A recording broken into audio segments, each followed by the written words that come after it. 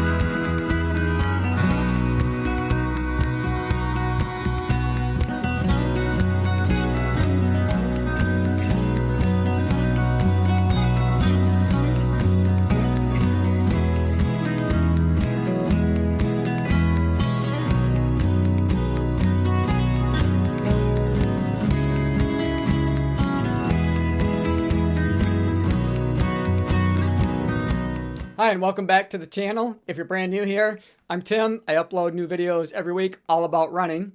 Today, I'm taking a look at the Asics Dynablast.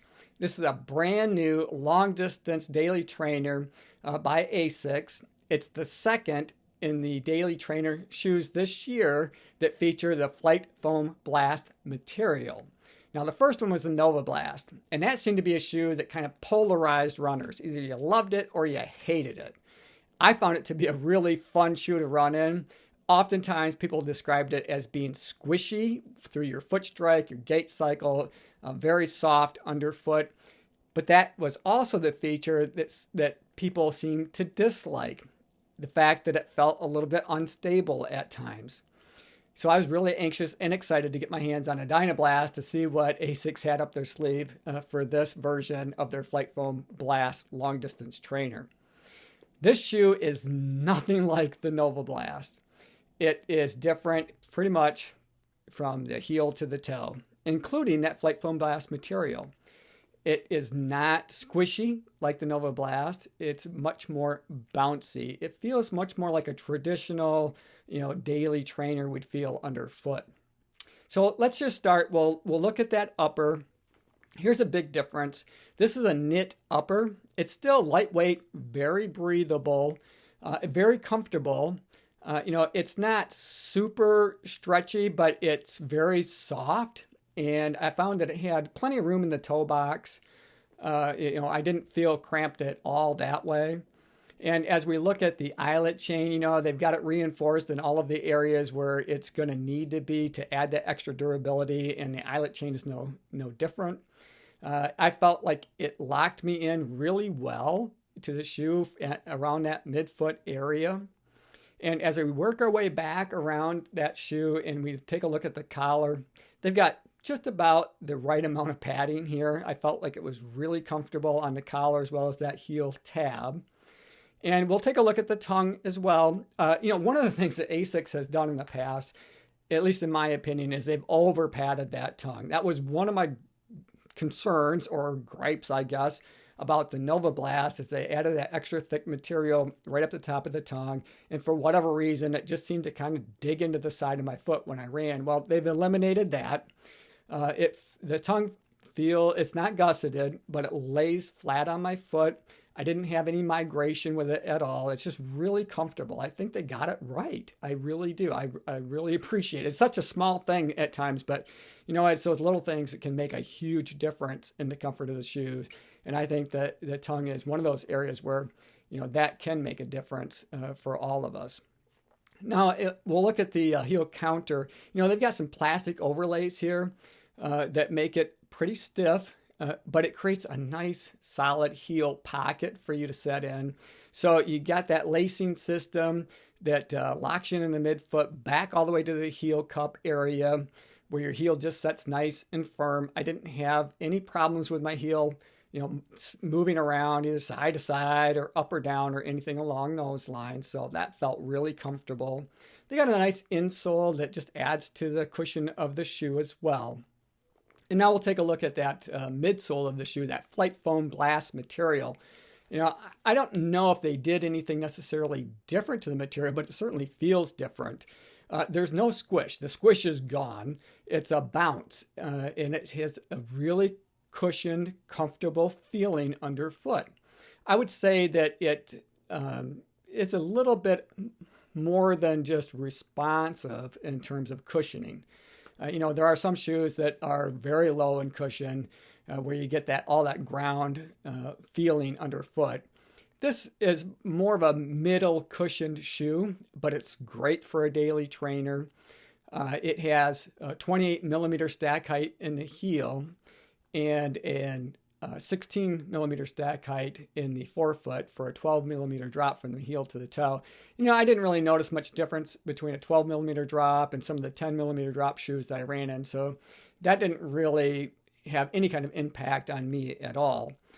But I do like what they've done here. So for those of you that didn't like the Novablast because that felt unstable, I think you might really like the Dynablast. So you still get that good bounce and that good responsive feeling from that FLYTEFOAM Blast material without the squish. So I think some of you are really going to enjoy that. Oh, and while I'm talking about that, this shoe is light. The stated weight is 8.8 ounces. I put it on my scales because it felt even lighter than that. So a men's size 9, which is what I wear, on my scale came in at 8.4 ounces or 240 grams. So it's noticeably lighter than its sibling, the Novablast, but it fits right in with some of the other pretty fantastic daily trainers that came out this year. So, and I'm thinking, when I put it on, I was thinking, whew, this reminds me a little bit of the Clifton 7. So this might be Asics, an answer to the Clifton 7. I think it's lighter than the Pegasus 37 as well. So, they did a good job here. So I think they're appealing to the market of those of us that are looking for a long distance daily trainer that just adds a little cushion to our runs. So let's flip it over and we'll take a look. The outsole is very reminiscent of the Novablast in terms of its looks. It's got tons of rubber all the way around in all of the high abrasion areas that you're going to need it. So there's lots of durability here without a doubt. There's no doubt in my mind that this shoe's going to go a lot of miles. But it also has that cutout, which it gives it, a bit of a trampoline effect. So it just adds to that FLYTEFOAM Blast material feeling of bounce with that trampoline effect. So you get plenty of return, energy return through your foot strike and your gait cycle. And along those lines, it's very comfortable feeling when you're running. It is a very smooth transition. So, I felt very natural in my foot strike as well as my gait cycle. I really enjoy running in this shoe. Again, it reminds me of some of the other really terrific shoes that I've run in this year, including the Clifton 7. Not that I'm making a comparison with that at this point, but I probably will somewhere down the road, along with maybe some comparisons with some of the other fantastic daily trainers that came out this year. So I'm really enjoying the Dynablast by Asics. I hope you enjoyed the video. If you did, maybe give it a thumbs up. As always, run tall, run strong, be kind to one another. Thanks for watching, and we'll see you next time.